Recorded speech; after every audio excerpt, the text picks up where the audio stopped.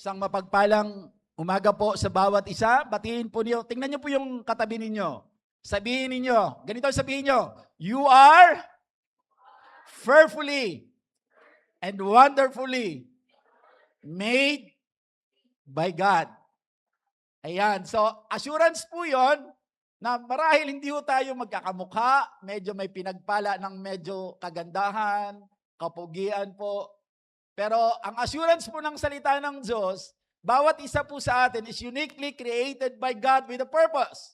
Kasi sabi po niya sa Book of Psalm, you are perfectly and wonderfully created by God. And that's why you are valuable in the eyes of God. Apple of the eye tayo ng ating Panginoon. Kaya sabihin mo sa katabi mo, mahalaga ka.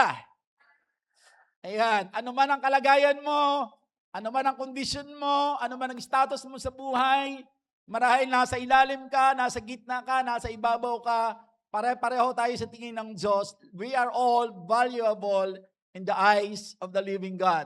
And that's the very reason why God, mula sa langit, bumaba po siya dito sa lupa para ipakita niyang pagmamahal sa atin.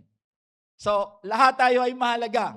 Lahat tayo ay importante sa tingin ng Diyos. Marahil hindi tayo importante sa iba, pero sigurado po ako sa mata ng Diyos at sa kanyang pagmamahal sa atin, napaka-importante po tayo. Ano po? So ngayon po, tayo po ay matatapos na po sa ating pong tema this month of July about yung sermon series po natin about caring for God's earth or stewardship of creation. Kasi ang tema natin is all about stewardship. Mula January until December po, all about stewardship po ang pag-uusapan po natin.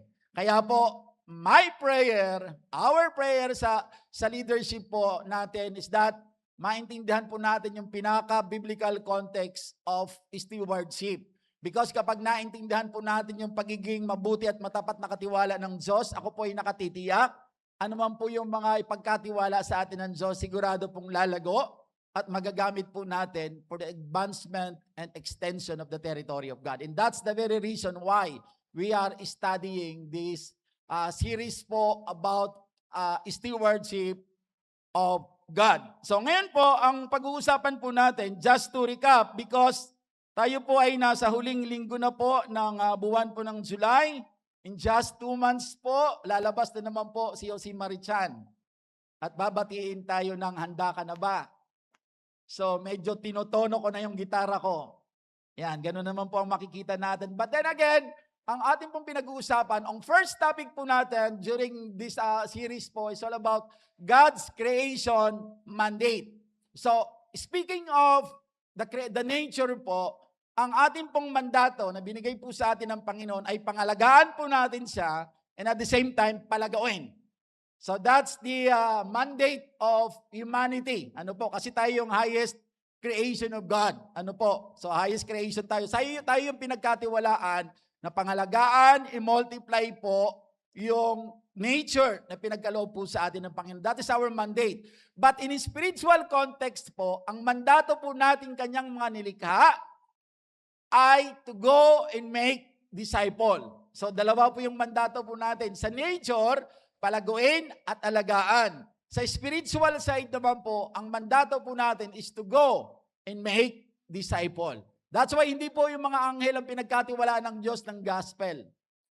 Tayo po ang pinagkatiwalaan ng Diyos because that's our mandate. So wag ho natin kakalimutan yan. Kaya po habang nabubuhay tayo, mayroon ho tayong accountability and responsibility that it's to reach out every soul na makakilala po siya sa Panginoon bago siya umalis dito sa lupa. Kung mauuna man ang kanyang pag-alis. And that the second topic po, it's all about creation groans. So dahil po sa ating pong kapabayaan, dahil po sa kasalanan po ng mga tao po, dahil sa ating pong pag-aabuso po, nag-groan po ang nature. And isang paraan ng pagpapakita niya na nasasaktan siya at nag-groan po siya, di ba nakakaranas po tayo ng hindi po magandang kalagayan ng mundong ginagalawan po natin. And that's why we are always reminded by God that we have to take good care yung pong nature po na ito because sabi ko nga po doon sa amin pong inatinan pong seminar about sa nature po, about sa environmental po, sabi po doon, pag hindi po nagkaroon ng mitigation, marahil nabanggit ko na po ito sa inyo, pag hindi po nagkaroon po ng ng parang reforestation. Sabi nila, in the year 2050, sabi nila, everyday magkakaroon po ng storm na parang undoy. Everyday. Kasi mainit po ang singaw po ng dagat at nagde-develop ito ng mas malalakas na bagyo. Pansinin po natin ngayon, di ba ngayon po ay nasa, anong phenomena natin ngayon? El Nino pa rin. Di ba? Makikita natin sa mga balita, pinapatuyo na po yung Pantabangan Dam nga, lumutang na yung dating bayan. Ano po? Kasi tuloy-tuloy po yung dapat tag-ulan na, doon nakikita natin umuulan, pero nasa El Nino pa rin tayo. Ibig sabihin, mainit pa rin. At alam po ba ninyo, ayon po sa pag-aaral, na I believe, alam po ng mga estudyante po natin ito, na habang mainit na mainit po, mas palakas ng palakas po yung mga bagyo. Kasi doon po siya na-generate po. Ano po? So kaya po, yun yung groaning time na pinapakita po sa atin ng creation kasi nagbabalansi po siya. Pag pinabayaan po natin ang mundo nating magulo, madumi. Di ba? Ang gagawin po niya para malinis, babagyuhin tayo. Aalisin lahat. Tapos ang gagawin naman natin ngayon, dahil na bagyo, magkakaroon tayo ng instinct na maglilinis. So yung balance po na ginagawa po ng nature po natin, nag-grown po siya. And then the third one po is all about sustainable living. So ang creation, ganito yung kabutihan po ng Diyos. Nawa po ma-appreciate po natin. Kasi when I studied the Word of God, started to study the Word of God, isa po sa mga reflection na nakita ko po, lalo na nung binasa ko po yung Book of Genesis, sabi ko, napakabuti talaga ng Diyos. Alam niyo kung bakit? Di ba during the creation, pwede naman niyang unang i-create yung tao. But ang Diyos po ay lahat ng nagaganap sa mundong ibabaw na ayon po sa hawak po sa kamay po ng Diyos, lahat po yan ay intentionally na ginawa ng Diyos. Wala pong aksidente. So mapapansin po natin sa creation, kung babalikan po natin ang Book of Genesis po, sa creation po, ginawa niya muna lahat ng kailangan ng tao. Right? So ginawa niyo muna lahat ng kailangan ng tao, yung titirhan natin, yung pagkain natin, yung susuotin po natin, bago niya nilikha ang tao. So it shows how God prepared people, yung kanyang mga nilikha na tao, pinakita niya kung gaano niya kamahal ito.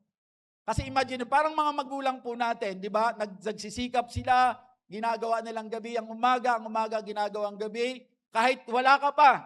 Ibig sabihin, nagnanalangin pa lang sila, na somehow magkaroon sila ng regalo mula sa Diyos ng mga anak. So nagpe-prepare na po sila para when the time na dumating po yon, yung bata po na yon, yung magiging anak na po yon, ay mapapangalagaan ng maayos.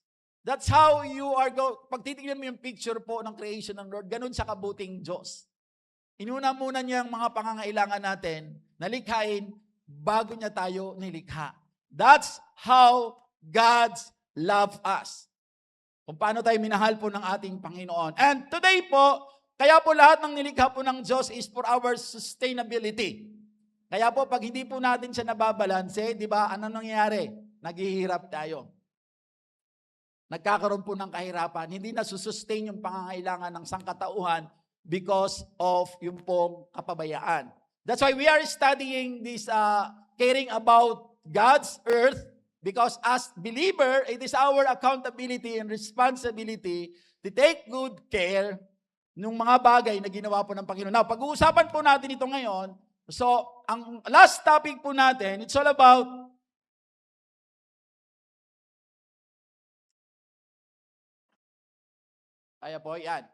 glory through nature.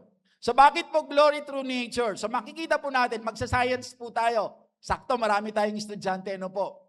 So, pag-uusapan po natin yung glory through nature because bago pa po natin makita yung Bible or whatever it is na nagdi-declare po ng kabutihan ng Diyos, ang nature po ay nagpakita na po siya ng glory ng Panginoon. So, babasahin po natin ang teksto po natin sa Book of Psalm,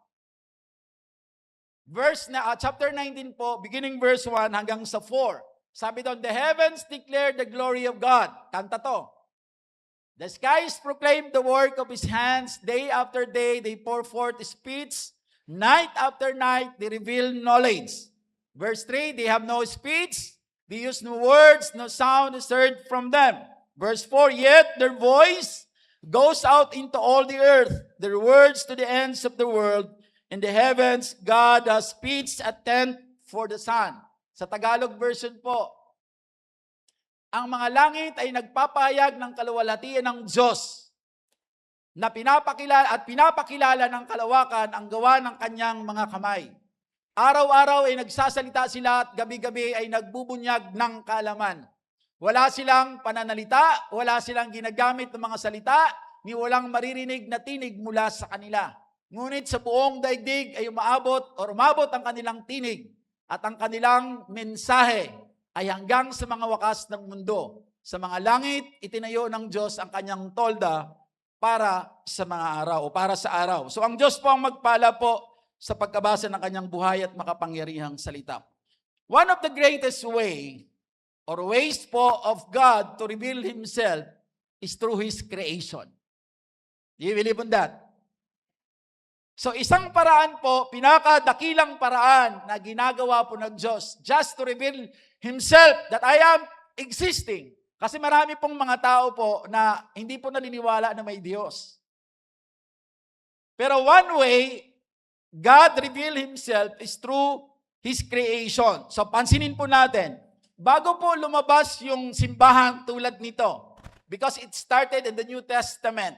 Ano po? Bago po lumabas ang simbahan, doon mayroon na po temple during the Old Testament. Pero bago po lumabas ang simbahan po na tulad po natin, or bago po magkaroon ng mga printed Bible na nababasa po natin ngayon, or bago po magkaroon ng mga Christian books na atin pong nababasa po at naiintindihan about who is God, sino tong Diyos na po ito, the heavens, the earth, and all the creature of God, nagdi-declare na po ito ng katalinuhan at glory ng ating Panginoon. Matagal na po, hindi pa po nalilikha ang mga Bible na to. Dinideclare na ng heaven and the earth and all living creatures testify the power and the wisdom of the Creator, which is our God. So ganun po siya magpakita po. Kaya po, ito po, tingnan po natin to. Ayan. Every sunrise, makikita nyo, every sunrise, every mountain peak, every star-filled sky, and every creature, ito, living creature, makikita po natin dito, ito po ay nagpapakita po or nagtetestify ng kapangyarihan po ng ating Panginoon ng kanyang katalinuhan in the majesty of the Creator. Lahat yan.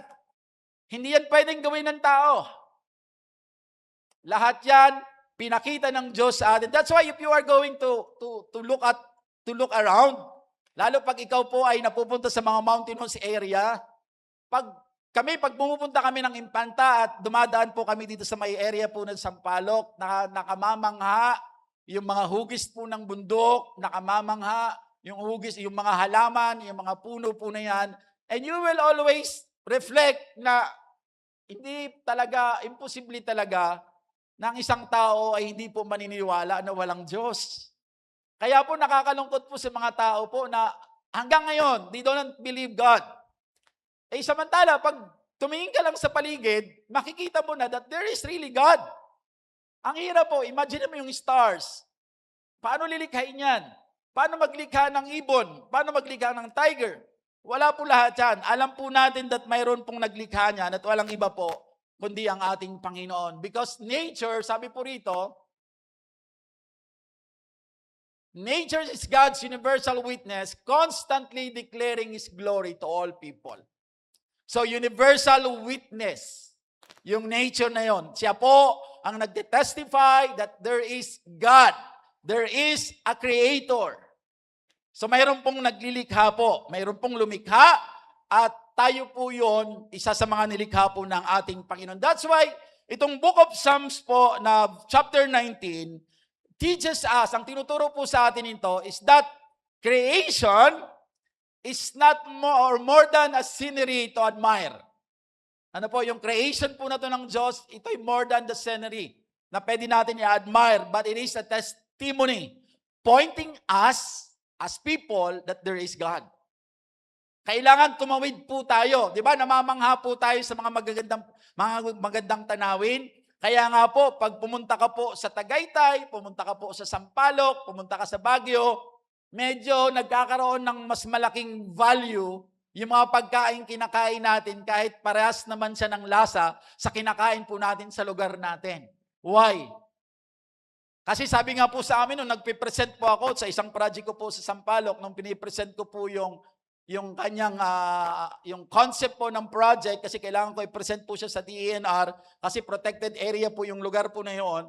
So when I presented it, alam niyo po, dahil one of the requirements po para po ma-approve ka, or part of the requirements, should I say, ay kailangan mayroon kang donation po ng mga seedlings. Ano po? And kasi ang advice po sa akin ng taga-DNR na kausap ko po is that parang i-donate ko lang po is 50 per year. So that's around 250 kasi that's for 5 years ang kontrata po, or that's the donation po scheme.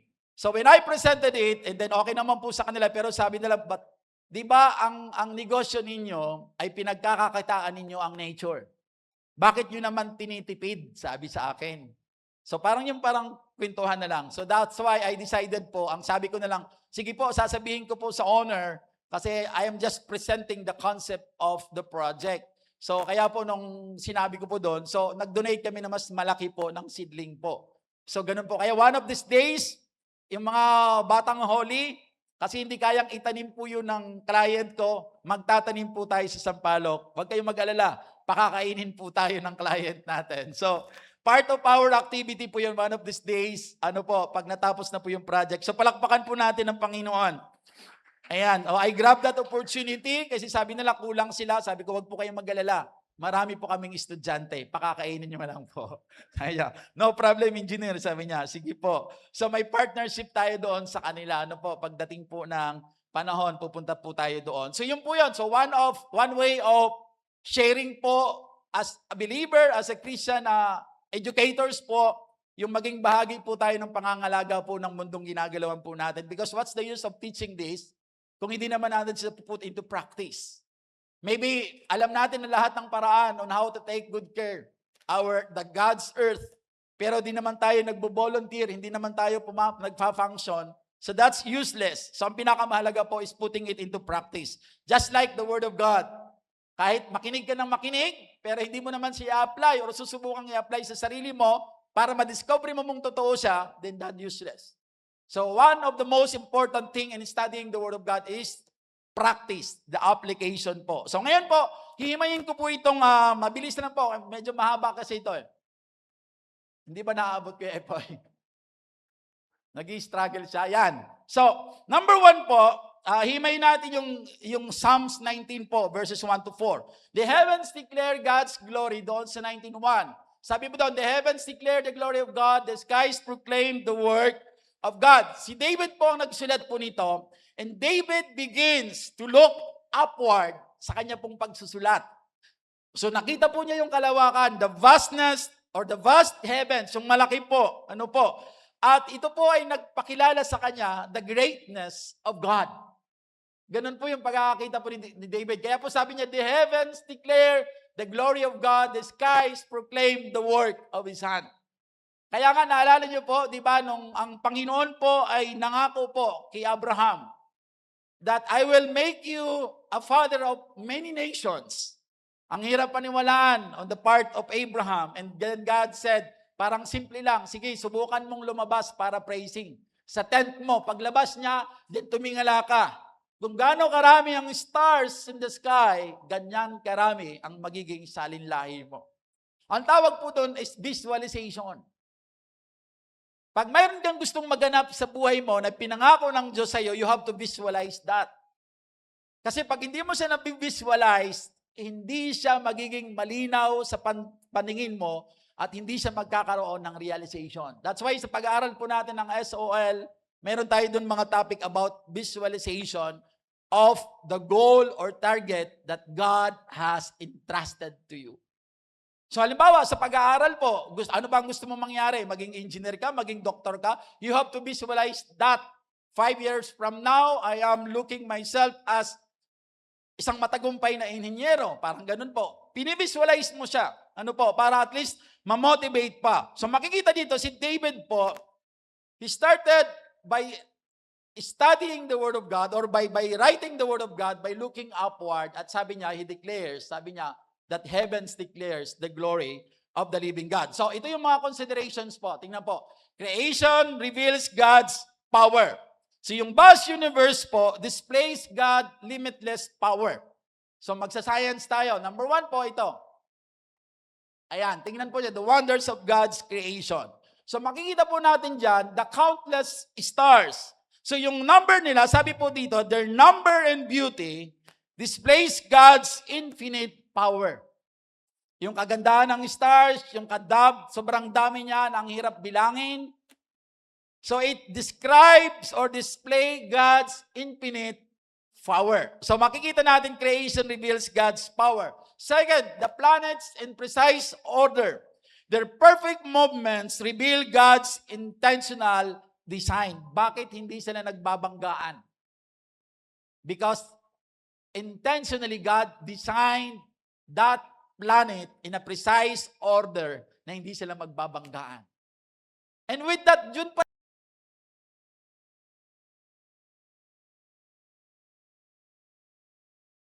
God who controlled the precise order of this planet, and that's why hindi po sila nagbabanggaan.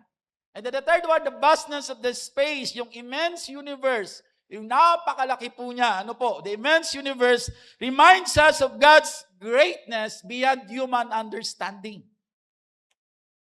Di ba pag tumingala ka, kapiraso lang yung nakikita natin, but yung sobrang laki po niya, na hindi po natin maintindihan, it reminds us that there is truly a God who is great. Great talaga ang Lord. And then the last one is the laws that govern creation. The consistent laws of nature demonstrate God's wisdom in sustaining power. Imagine po ninyo, yung laws of that govern the creation. Imagine po natin, just one sample lang po. What if wala pong law of gravity? What will happen sa atin? Mag-uuntugan tayo rito. We cannot control. Kasi lulutang tayo doon, hindi natin makakontrol. But because of the law of gravity, nasusustain natin, nag-stick tayo. That's why, di ba, pag medyo umangat na po tayo, bumababa, lumalat, parang gumagaan na tayo. Hanggang sa lumabas na po tayo sa atmosphere, nagiging lutang na tayo. Nawawala na yung law of gravity. So, imagine mo po yung bagay na yon. Walang pwedeng gumawa po na equipment noon or tao. It is only God. And it shows how great is our God, that there is really a great God. Palakpakan natin ang Panginoon. All of these wonders of God creations did not happen by accident. Remember that. These all point all of us to all-powerful God na mayroon po tayo. That's why ang atin pong application nito, every time you look up at makikita mo yung napakagandang sikat ng araw, napakagandang buwan, napakagandang sunset, it always reminds you how great is our God. And because of that, magpapasalamat na, Lord, salamat. At pinakita niyo po ito sa amin. So ganun po yung atin pong dapat reflection and response. And the second one po is this one. Creation reveals God's wisdom. So every aspect of nature, kasama po tayo, reflects divine design. Kaya sabi ko po sa inyo kanina,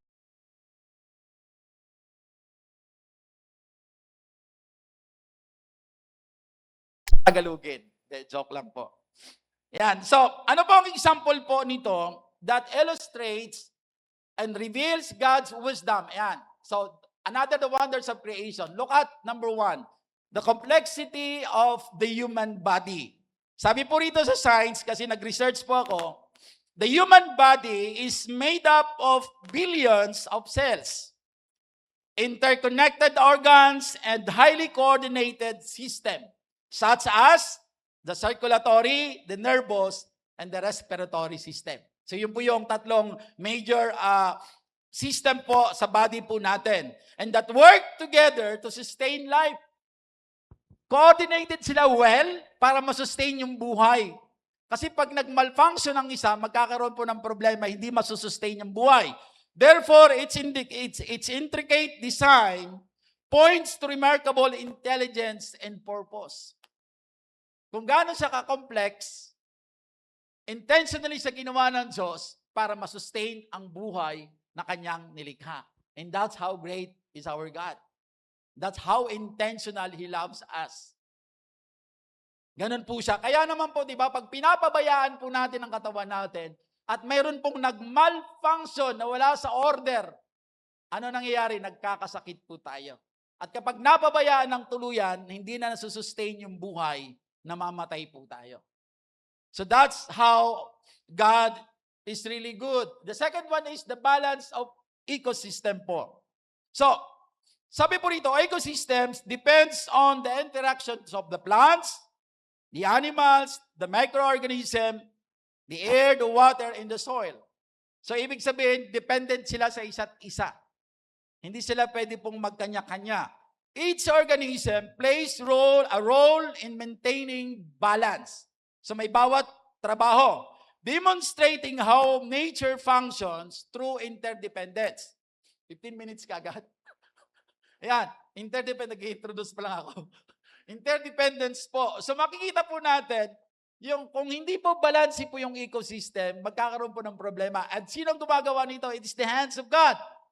And then the third one, the order of the seasons. So sa ibang bansa po, ito po yung order. The regular cycle of spring, summer, autumn, and winter. At sa atin po, as the tropical region po, wet and dry season lang po tayo. Ano po? So it follows predictable patterns due to Earth's orbit and tilt. So, ang ibig sabihin po nito, these cycles provide stability for agriculture, for the wildlife rather, in the human life. So imagine po natin yon kung hindi po siya, di ba, pansinin po ninyo, dapat di ba ngayon ay tag-ulan na, or ibig sabihin, tapos na yung El Nino. But because of unbalanced na ginagawa po na pagsira ng mga tao sa ating pong kalikasan, hindi na po nagiging properly order yung operation po niya. And because of that, nagsasuffer po tayo. And then the last one po is that the precession of the natural laws. Katulad ng nabanggit ko po kanina. Physical laws such as gravity, thermodynamics, and electromagnetism operate consistently throughout the universe. So nagtatrabaho po sila, katulad ng law of gravity na sinabi ko kanina. This reliability makes scientific discovery possible and allows the universe to function in orderly way. So makikita natin dito po sa mga creations po ng Lord na to, it really declares the glory of the living God. So in Christian context po, kasi medyo science po yan, in Christian context or spiritual, itong mga observations po na to na nakikita po natin, it emphasizes that God's wisdom and power as a creator of the universe. So lahat ng observation na to, na natagpuan po ng mga tao, kasi mga tao ang nag-discover nito, mga scientist Nakita niyo yung complexity of the human body. So na-discover nila ito at isinulat po nila lahat ito. Ito po yung pagka-discovery nito, ito po yung nagpapakita about the greatness, about the wisdom, and about the majesty of our God. Nakita niya. Kaya po may mga scientists that they really believe about God, on God. So naniniwala po sila sa Panginoon. Kaya po, sabi rito, when we look at the complexity of the human body, the balance of ecosystems, the order of the seasons, and the precession of the natural laws, we see evidence of a world marked by a remarkable order which is created by a great God na walang iba po kundi ang ating Panginoon. That's why, sabi po rito, God's wisdom is evident throughout the creation. Sa iyo lang, bilang tao, kitang-kita na kung gaano kagaling ang Diyos. And then, as we illustrate po nito, ayan, magpo-promote lang ako. Kaya lang, nawawala. Ayan. So, anong nangyari? Ayaw May bayad to Yan. Ito po yung project ko po ngayon sa Sampaloc. Pag tiningnan po ninyo yan, that's amazing building, beautiful building po. nagpapakita po to sa atin, or ang makikita natin, that there is really a designer behind that beautiful building. Tama? Hindi naman yan basta na lang sumulpot. Hindi yan kabuti na bigla na lang sumusulpot. So, ibig sabihin, mayroon yan nag-isip, mayroon yan nag-conceptualize, mayroon yan nag-effort para mabuo yung ganyang concept na yan ng isang restaurant na ilalagay sa isang magandang nature. So, likewise po, pag tinignan po natin, kaya po, nag-struggle lang ating pointer. Pag tinignan po natin ito, parehas din, hindi ito lahat nangyari dahil naisip lang. Not by accident. It is intentionally created by God with a purpose. And that's why it points us that there is truly a God who is great. Pwede po natin palakpakan ng Panginoon? The beauty and the complexity of creation point to the master designer, the God Himself. The master designer po. Ano po? Kaya po, every time we observe the nature po, ano po, we should be reminded about who God is. Parang pag mayroon kang pinagdadaan ng malalim sa buhay, just look around, o kaya sabi mo, gusto ko pong mag-unwind because I am very stressed, or stressful yung trabaho ko, toxic yung mga kasamahan ko sa trabaho, toxic yung boss ko, toxic yung trabaho ang ginagalawan ko. Di ba ang resolution na ginagawa ng mga tao, mag-unwind, pupunta sa mga natures, maglalabas muna sila. And then kapag nakita mo yung nature, at kahit mabigat yung pinagdadaanan mo, marirealize mo, kung ito nga, napaganda ng Diyos, na parang imposibleng maging maganda, yung problema ko pa kaya na parang ang liit lang, hindi kaya kayang solusyonan ng Diyos. So with that, marirenewed ka, and then when you go back sa work mo, mas mahabang pasensya mo, mas understanding ka, mas naiintindihan mo na magkakaiba kayo ng kalagayan at magkakaiba kayo ng pag-approach sa mga pinagdadaanan. Na-remind ka because of the nature that it is truly, there is God. May Diyos po. Kung nagawa niya nga ito na napakahirap Ako pa kaya, yung problema ko pa kaya, hindi kayang gawin ng Diyos o gawan solusyon ng Diyos. Laging may paraan at may solusyon ng Diyos. The second one, yan, creation speaks continually. Sabi sa verse 2, day after day, inunahan niyo ka.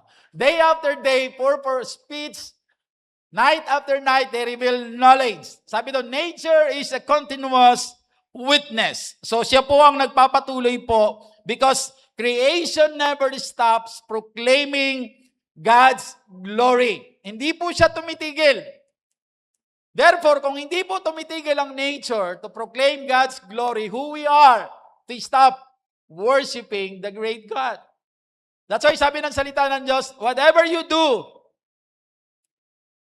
whether you eat, whether you drink, do it as your worship to God. So same thing with the nature. It never stop, the nature never stop proclaiming the glory of the living God. Halimbawa po, sige po. Ayan. So makikita po natin ito. The sunrise announces the faithfulness of God. Alam natin that every day, sisikat ang araw. Consistently, that's faithfulness. Di ba, pag tayo po, ilagay natin sa tao natin, pag sinabi to, anak, darating ako ganitong oras, every day darating ako. Pag every time na dumarating ka sa pinag-usapan nyo ng anak mo, that's showing you are faithful to your children. Kaya wag tayong mangangako kung hindi natin kayang gawin. And then the changing season, sabi rito, the changing seasons reveal His order. So, patuloy po siya sa pagdideclare that yung nature is a great witness about God.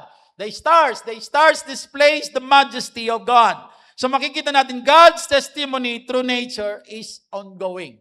Tuloy-tuloy po siya. And then second part po, God's revelation is consistent. Every generation can observe the same sky, the same sun, the same evidence of God's power. So, God surrounded us.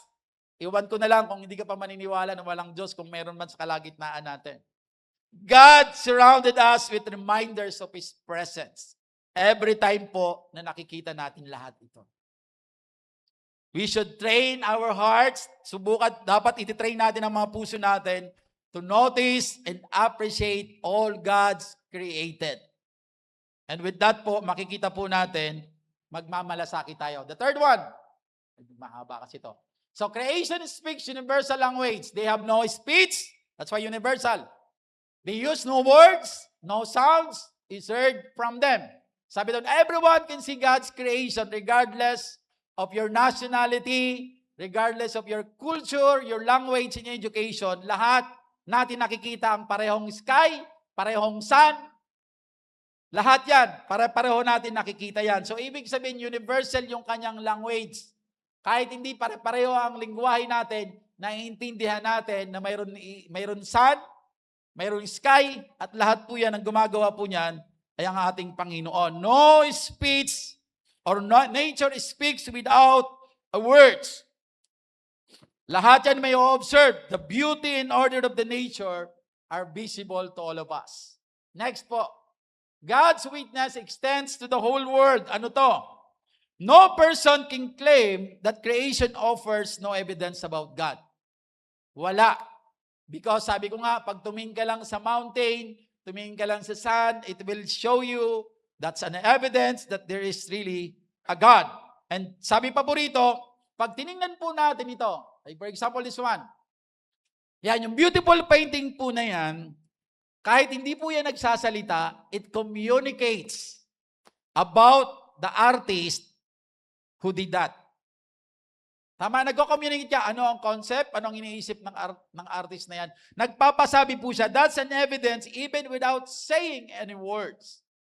Ang isang illustration po nito, when it comes to our spiritual life, hindi mo kailangan ipagkalandakan na born again na po ako. Kristiyano na po ako. Sinuko ko na po ang buhay ko sa Panginoon. Hindi mo kailangan pagsigawan yan. You can preach the Word of God without saying any words. Lagi ko pong sinasabi yan. By way of showing the transformed life that God has made to you since the day na nakipagrelasyon ka sa Kanya. That's why sabi po ni Pastor David Diga Hernandez, sabi niya, the greatest manifestation of the presence of the Holy Spirit is not only by speaking in other tongues, but most especially a changed life. That's the greatest manifestation that you are being baptized by the Holy Spirit. Nagbabago ang buhay mo. According to the Bible, when the time you receive Christ as your personal Lord and Savior, that is also the time that God deposited His Spirit unto you. Same Spirit na mayroon po ang Diyos nung siya po ay bumaba dito sa lupa. Ganon din pong Espiritu mayroon tayo. And one of the greatest manifestations of the presence of the Holy Spirit, dapat may pakita natin that we are transformed. Kung nagmumura ka dati, ngayon hindi ka na nagmumura. Kung maiksi ang pasensya mo, somehow umahaba na siya. Kung mainitin ang ulo mo, ngayon medyo relax ka na. You know how to handle situation. Most especially complicated situations. Because you are being transformed. That's without saying any word. Same as the nature, hindi siya nagsasalita, but it shows the evidence that there is really a God. Creation gives every person a reason to seek the Creator behind what we see. So lagi po yan. Number 4.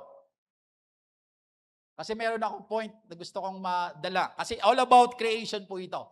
Creation message reaches the entire earth. Sabi po dyan. And the testimony of creation is worldwide. Sabi po dyan, God's glory is visible everywhere. Whether on one stands on the mountain, whether by sea, whether in the desert or in a city, makikita mo that yung creation ng Lord is very visible. Ano po? The evidence of God's created power remains visible. Creation continually points us that there is really God. And because of that, sa letter B po, ito yon. Nature invites worship.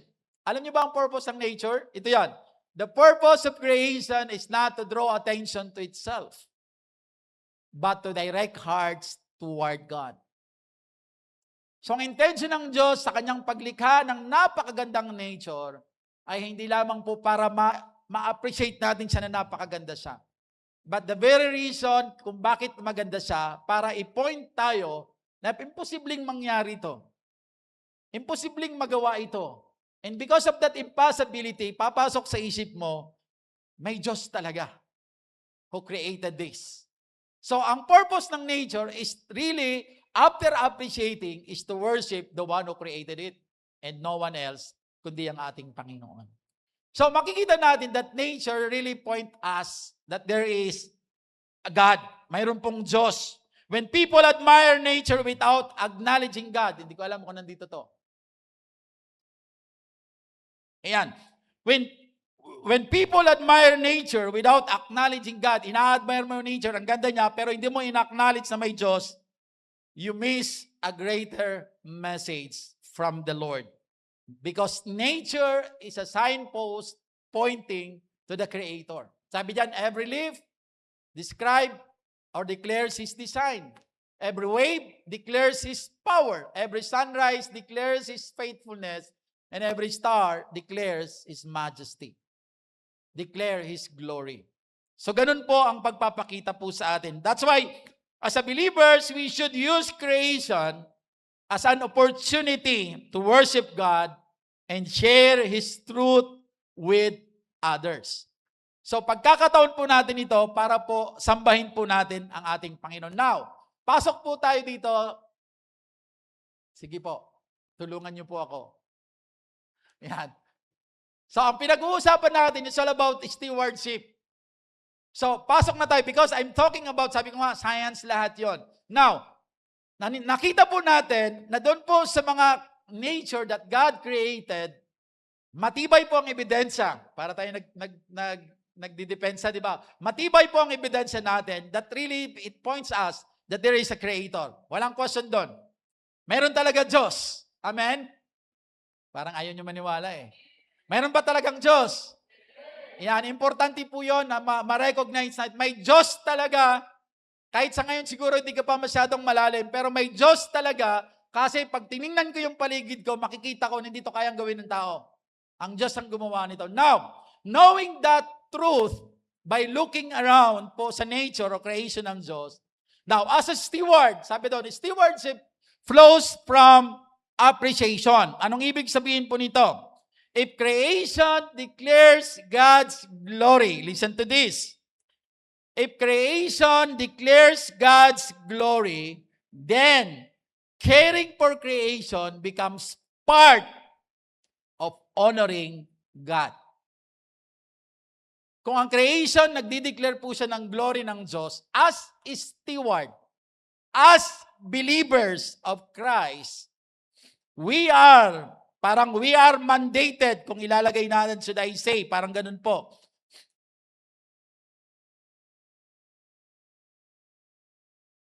Kung na-appreciate po natin yan, we are mandated by God that as a Christian, as a created by God, we become part of honoring God through His nature na ginawa niya. Kaya po ang gagawin natin is this one. We have to protect what reflects God's glory. Tingnan mo yung katabi mo. Yan, titigan mo. It reflects God's glory.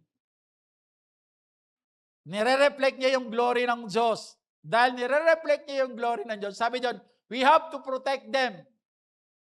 That's why sabi ni Bishop Oriel, kayong mga kabataan, gawin yung taguan ang simbahan. Kasi pag nasa labas kayo, you are prone or you are susceptible to the temptations or the works of the devil. But when you are in the ministry of God, when you are in the cell group, nandun kayo sa mga fellowship, nandito kayo sa mga pagtipong tulad nito, ito yung taguan na inilaan ng Diyos para sa inyo, para habang inuhubog kayo, mapunuan kayo ng salita ng Diyos para paglabas ninyo, kayo po ay matibay at magiging representation na ng Diyos. That's why kung mayroon man kayo pupuntahan, mga anak, mas naisin yung pumunta sa simbahan, mas naisin yung pumunta sa mga Bible studies, mas naisin yung pumunta sa fellowship at sa mga cell group ninyo because that's your hiding place. doon ka iingatan because you are very important to the Lord. You are valuable in the eyes of God. Therefore, we are going to protect you. Pero mahirap protektahan ang tao na ayaw naman protektahan ang sarili niya. So, kailangan tayo magtulungan. Pag sinabi namin, mga anak, mag-undergo kayo ng ganito. So, be part of the ministry. Be part of yung mga training na yon para doon ay maprotektahan kayo because that's your hiding place. Sabi nito, because creation reveals God's handiwork, believers should avoid needless distraction, use resources responsibly, care for the environment wisely, and respect the beauty of God's world. So next po, stewardship is an act of gratitude, of course. Sabi doon, stewardship, when we care for God's creation, we express thankfulness about the gifts that God has given unto us. Diba, ganun po yun. Ganun po ang ini-expect po. That's why stewardship acknowledges God is the creator, we are His stewards, and creation is entrusted to our care. So yun po yun. Kaya po, protecting and preserving God's creation is one way of showing or saying, Lord, thank you. Lord, salamat po. So pag inaalagaan mo yung bagay na pinagkatiwala sa iyo ng Diyos, sasabihin mo, Lord, salamat. Halimbawa, di ba ang mga anak, regalo yan ng Diyos sa atin. Kaya pag iniingatan po yan, Lord, parang nagsasabi, Lord, maraming salamat sapagkat biniyayaan mo ako ng anak. Kaya po pag pinababayaan natin ang anak natin, hindi tayo nagiging ungrateful tayo sa Diyos na nagbigay sa atin ng regalo. Same thing with our spiritual gift. Kapag hindi po natin yan ginagamit to edify the church, we are ungrateful sa gift na binigay ng Diyos sa atin. Halimbawa, yung mga gift na mayroon ng mga kabataan natin, magaling kayo kumanta, magaling kayo sumayaw, magaling kayo magsulat. Whatever it is, kung ano yung kagalingan mayroon kayo, pag hindi nyo yan ginamit para maparangalan ng Diyos, you are ungrateful somehow. That's why, ano man ang talent na mayroon kayo, paggamit nyo sa Diyos. Be involved in the ministry of God. Engage yourself in the ministry of God. May mga fellowship tayo, may mga cell group tayo, involved kayo doon. Ipagamit ninyo yung talent na mayroon kayo. Bakit po? Yung pagpapagamit po ng talento na nanggaling naman sa Diyos ay hindi po magiging kawalan sa atin. Instead, mas magiging pakinabang. Why? Because yung talent mo ngayon, maybe it's just a temporary. Baka hindi pa yan. For sure, hindi pa yan. May malaki pang talent or gifts na nila ng Diyos para sa iyo. Hindi mo yan madidiscover if you will not engage in the ministry. Discovering the gifts that God has given unto you or the talent is by way of engaging in the ministry of God. So pag nag-engage ka po doon sa ministry ng Lord, kaya mapalad yung mga bata po na nag-i-involve po sa campus ministry. But of course, learn how to balance about sa pag-aaral tsaka sa pag-ministry. Kasi even balance po ay nais po ng Diyos, just like the ecosystem po.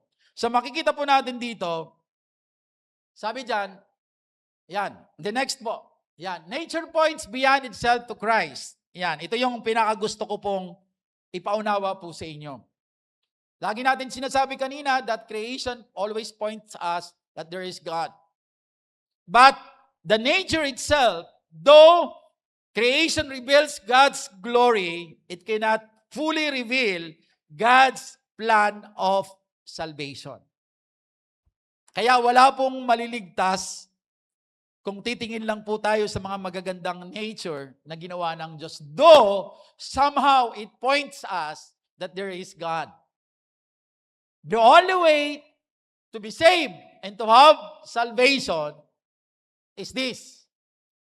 By only God's word reveal that Jesus Christ as a Savior. Maganda ang nature, nagpo-point ito that there is God, but if you are not reading the Word of God, you will not find who is Jesus Christ, who is the way, the truth, and the life. Sabi ng John 14:6. And no one comes to the Father except by me. So the only way, pinopoint tayo ng nature para malaman natin na mayroon pong Diyos. Pero sa pamamagitan po ng salita ng Diyos, pinopoint din tayo that there is a plan of salvation, a redemption plan of salvation, by accepting Jesus Christ as our Lord and Savior. Amen po? So, naliligtas ang tao by accepting Jesus as his Lord and Savior. Amen po? So, palakpakan po natin ang Panginoon.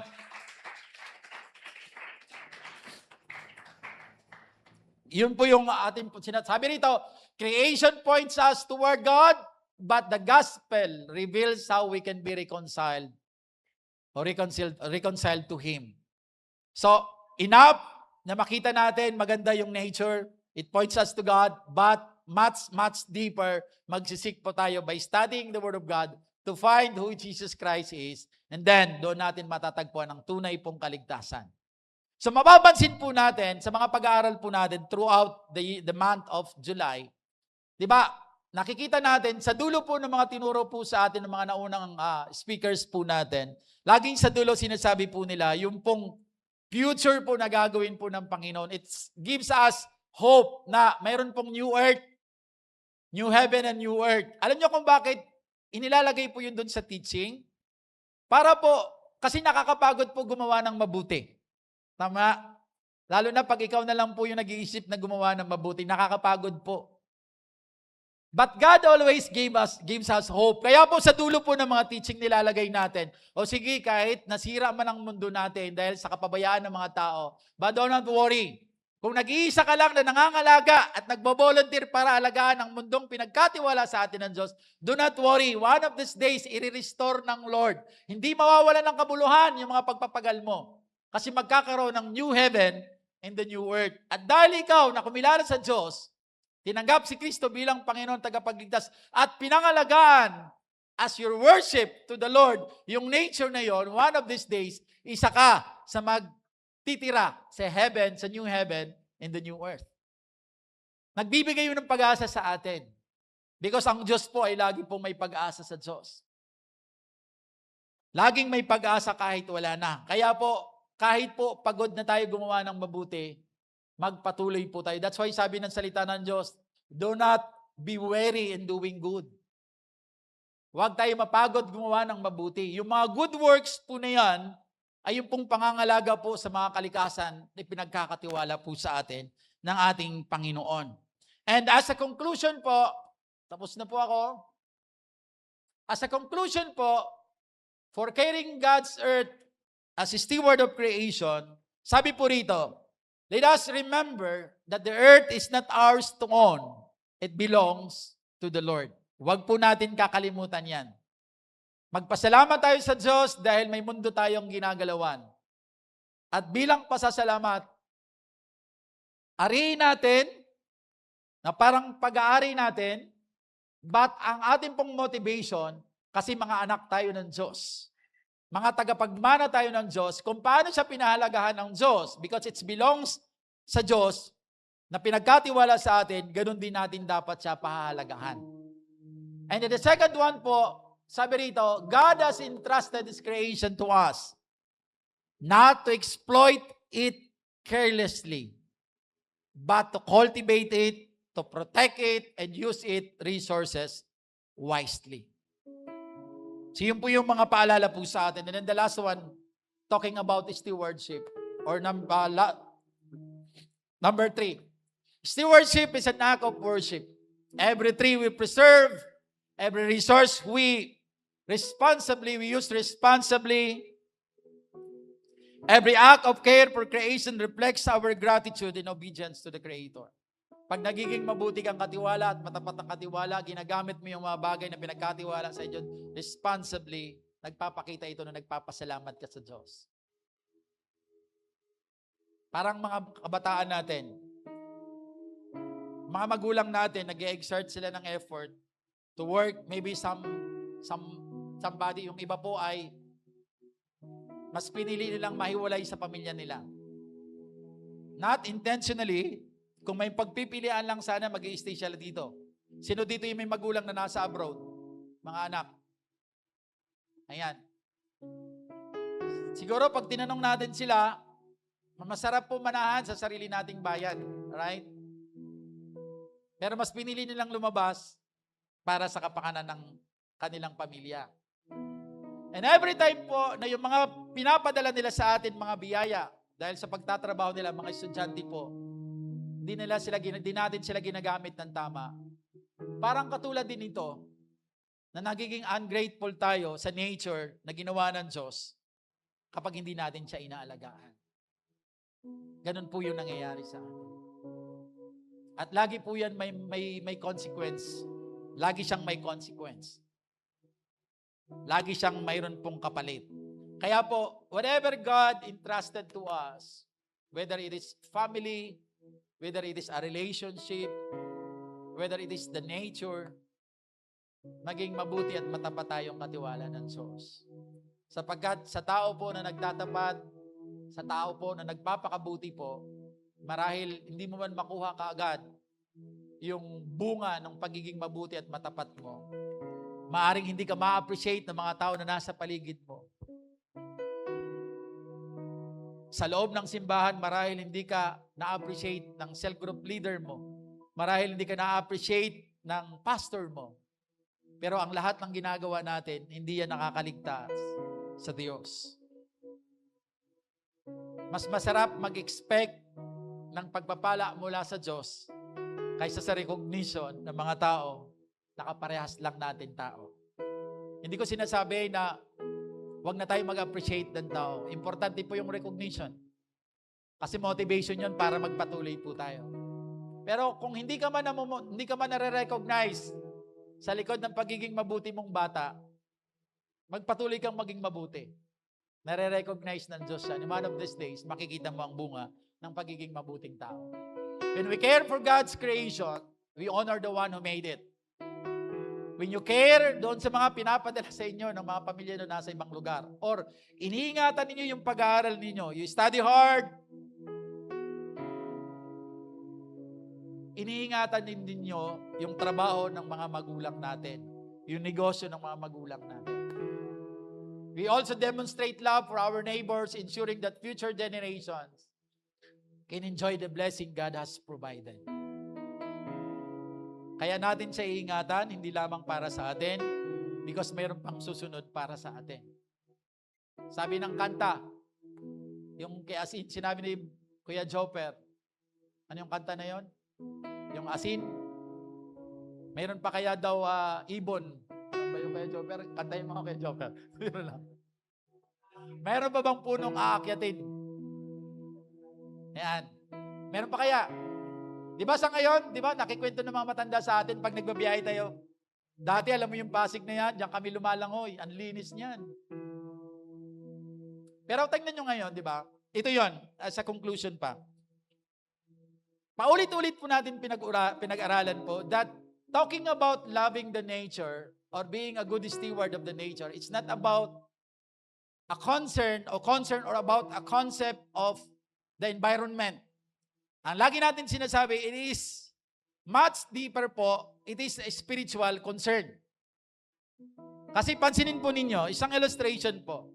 Kapag ang isang tao po na namamahala po ay binago ng Diyos, listen to this.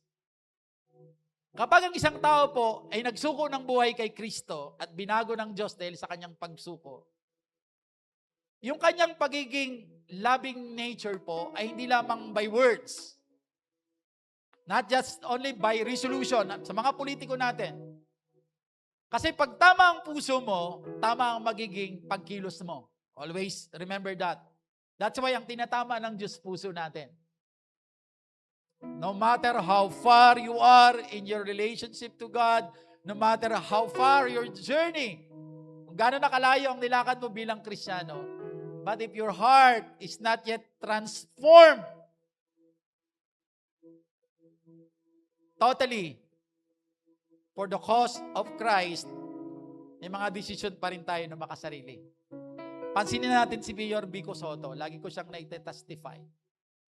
Di ba, sabi ko kanina, sabi ng mga magulang natin, pag dumadaan kami rito sa Pasig, ang linaw-linaw nito, lumalangoy kami dito. Pero dumating ang mga panahon, hindi mo na pwedeng langoyin.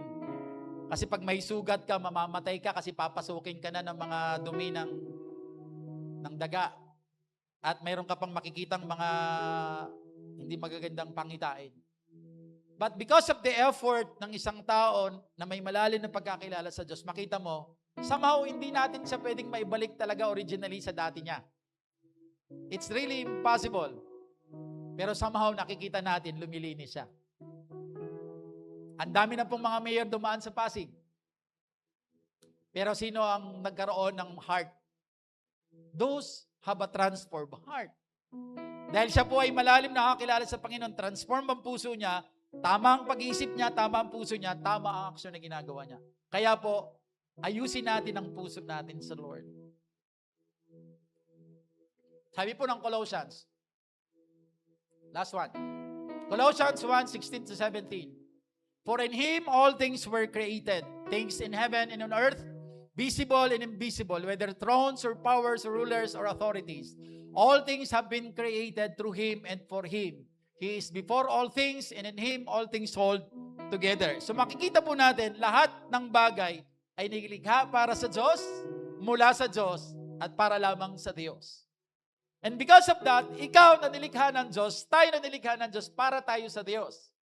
At dahil para tayo sa Diyos, dapat ang pinapakinggan natin ay walang iba kundi ang Diyos. Pansinin po natin, bago tayo, listen to this. Huli na lamang po. Stewardship begins with our heart. Always remember that. Stewardship begins with our heart. Before tayo tanungin, or before God asks us to care for the earth, as a reflection ng pinag-aralan po natin throughout this sermon, bago hingin ng Diyos na pangalagaan natin ang nature na Kanyang nilikha, ito muna ang tinatanong sa atin ng Diyos. He asks you to surrender your life to Him. Isuko mo muna ang buhay mo sa Kanya. Kasi kahit anong kagandahan gusto mong gawin, pag hindi mo na isuko ang buhay mo sa Diyos, if Jesus is not your Lord and Savior, hindi ka makakapag-create ng malaking transformation. Mapapagod kang gumawa ng mabuti, maiinis ka sa mga taong nasa paligid mo kasi hindi siya nakikiisa sa iyo. But when you surrendered your life to Jesus wholeheartedly and God transformed your heart, kahit mag-isa ka na lang na nangangalaga, magpapatuloy ka knowing that in the future, God will restore the nature that He created. At dahil kasama ka sa pag-nurture nito, you accepted Christ as your Lord and Savior, kasama ka napaparada para tumira sa new heaven and the new earth. And that's our motivation. Kaya po, tayo po tayong lahat.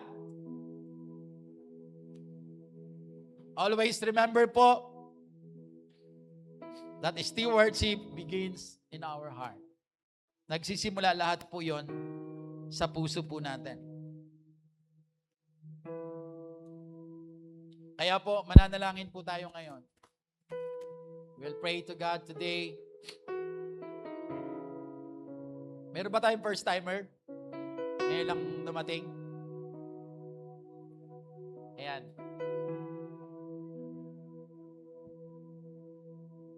Sa ministry po ng Panginoon, wala pong importante yung nauna, pero hindi rin po lugi yung nahuli. Ang pinaka-importante, how do you respond to the calling of God? Ano po? So, narinig po natin that the nature points us that there is a Creator. But the only way for us to be saved is to accept Jesus Christ as our Lord and Savior. So we have to accept God as our Lord and Savior. And baguhin ang puso natin. Sa lahat po ng aspeto ng buhay natin, puso po ang laging nagdidikta. Kahit sa pagbibigay, pag tama ang puso mo, kahit mali yung doktrina na napapakinggan mo, tatama pa rin ang paraan ng pagbibigay mo. Kasi knowing that hindi mo kayang i-outgive ang Diyos, magiging higher level yung pagbibigay mo sa Kanya eh. Because in the first place, everything that you have belongs to the Lord. So if it is from the Lord, for the Lord, and created for the Lord, so lahat ng ito ay dapat kong ibigay sa Diyos. Most especially our life. Kaya today po, mananalangin po tayo. Let us close our eyes. Gusto ko man magpawit, pero kulang na tayo ng oras. So let us close our eyes and let us pray. A prayer of dedication. Hallelujah. Father God, we acknowledge that the earth is yours and everything on it. As you have said in Psalms 24 verse 1, Lord. Thank you for the beauty of your creation. Thank you for the privilege po of living this world that you have made, O Lord. Patawarin mo po kami, Panginoon, sa mga pagkakataon o panahon na naging pabaya po kami sa mga ipinagkatiwala niyo po sa amin. Patawarin mo po kami sa mga pagkakataong hindi namin binibigyan ng pagpapahalaga ang iyong mga pagpapala na pinagkatiwala niyo po sa amin at hindi kami naging matapat na katiwala na iyong mga nilikha, Panginoon. Today, God, we surrender our life to you. Jesus, fill us with your presence. We surrender our life to you, O Jesus. Fill us with your Holy Spirit and teach us to honor you in the way we live and the way we use the resources that you have entrusted to us, O Lord, and the way we care for the creation that you have made for us, Lord. Tulungan mo po na maipakita po namin ang iyong pag-ibig sa pamamagitan po ng pagiging mabuti at matapat na katiwala sa lahat po na ipinagkatiwala niyo po sa amin. And may our lives always point others to Jesus. Hallelujah. The Creator and Sustainer of all things.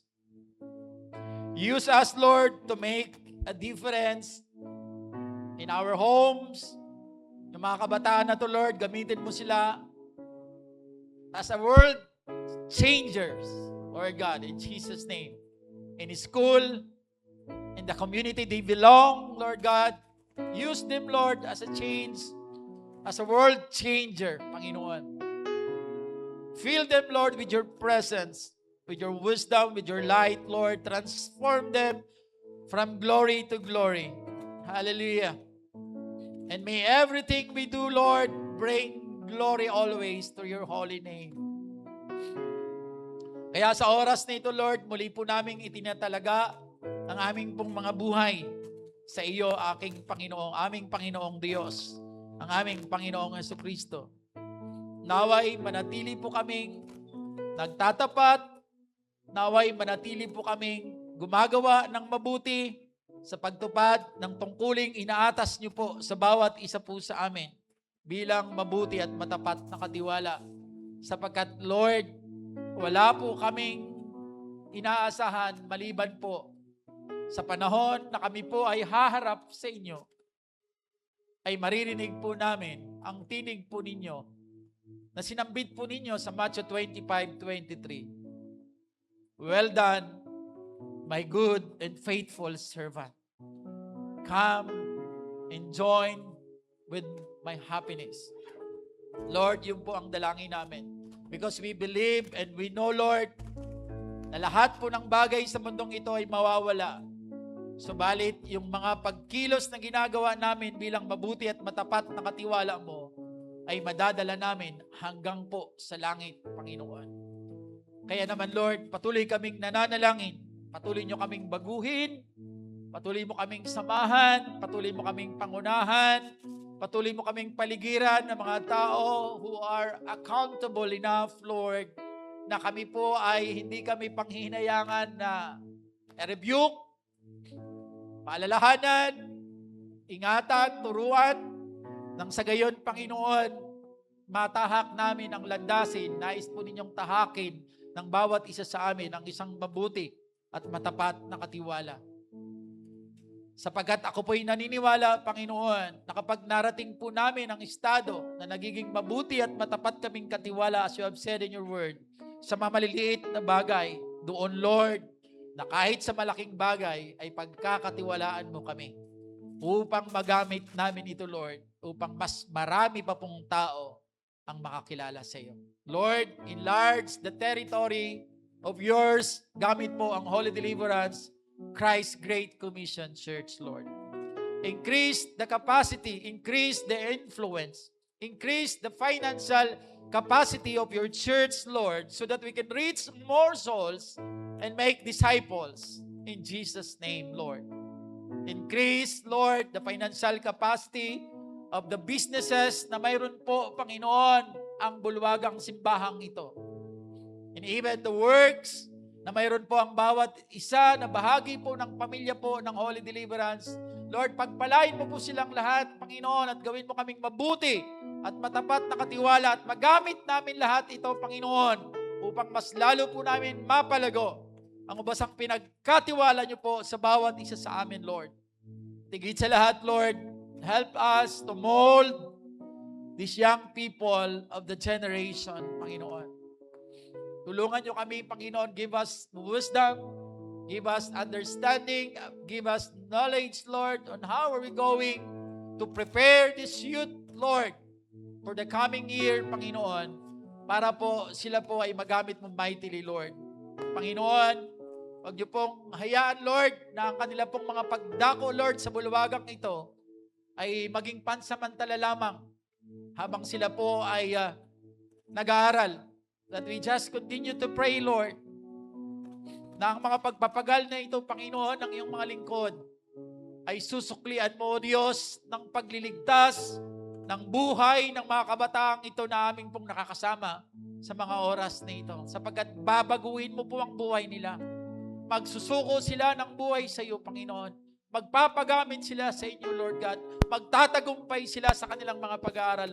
Magtatagumpay sila sa mga hamon nila sa buhay sapagkat ikaw ang magpapakilala sa kanila na ikaw ang Diyos na makapangyarihan sa lahat, na may gawa ng langit at lupa, na sila ay mahalaga sa iyo, Panginoon. They are the apples in your eyes, Lord God, in Jesus' name. Lord, maraming salamat po. At hayaan mo, Lord, kami din na pinagkatiwalaan nyo. Maging sensitive enough kami, Panginoon, na i-handle ito properly with all care, Lord God.